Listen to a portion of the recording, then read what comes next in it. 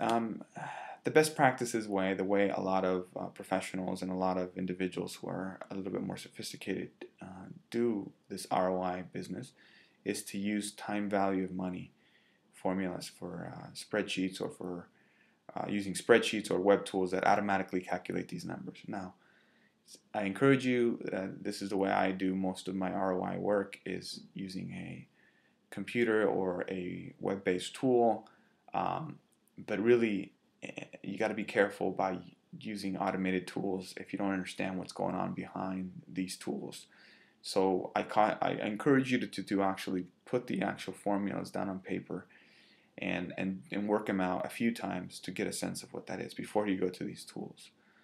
So let's go forward here. I have two ways. We'll start with an RFDF templates. Now these are templates that we put together as a foundation for your benefit that you can use. And then web-based calculators, which are third-party calculators based on the internet. Something that I think I encourage all of you to learn how to use technology to make your life better. So we'll start with the RFDF template.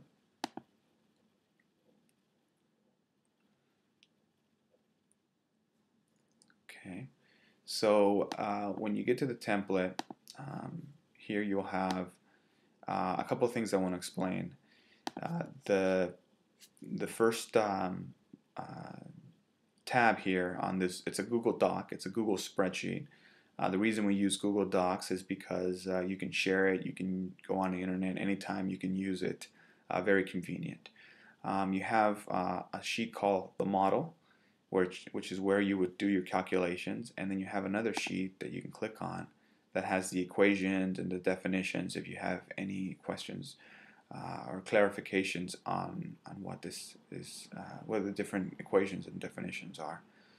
So the model is structured this way, and all of the RFDF templates will be structured this way. You have user inputs. This is where you put your information, and that's colored in blue, light blue. You have the calculation cells, which are the calculations that are done automatically, so you don't need to mess with that. And this is an assumption, so something that you assume in the model. I wouldn't encourage, you can change this, but I wouldn't encourage you to do that. So by example, in this case you have single period.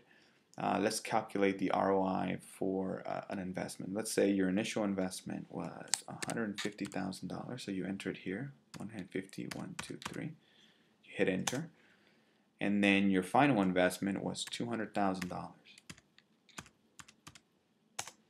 So you see that the ROI is 33% for that investment. So you can mess with this. You can put $1,000, you know, 1050, 5% ROI. So you can mess with it here. You can also use this other spreadsheet formula here, and here you can vary the time. So let's say over 10 years, it's the number of years. Your initial investment was $5,000. And your final investment was $3,500. That means you lost money. So your ROI on an annual basis is minus 3.5%. So I encourage you to do this and play around with the spreadsheet. I encourage you to do this with some of the savings accounts or investments that you may have, so you can get a sense of how this works. So let's go now to a web-based tool. Here you have this web-based tool on moneyzine.com, money-zine.com, and it's a very cool tool. I mean, anytime you can just Google return on investment calculator, you can come up with this. And here you enter it here, your original investment. So let's say it's $50,000. And the day of your investment, here you have to put in a date. So let's say you started January 1st, 1/1. You gotta make sure you get this right. 2009, and your returned value was $6,000,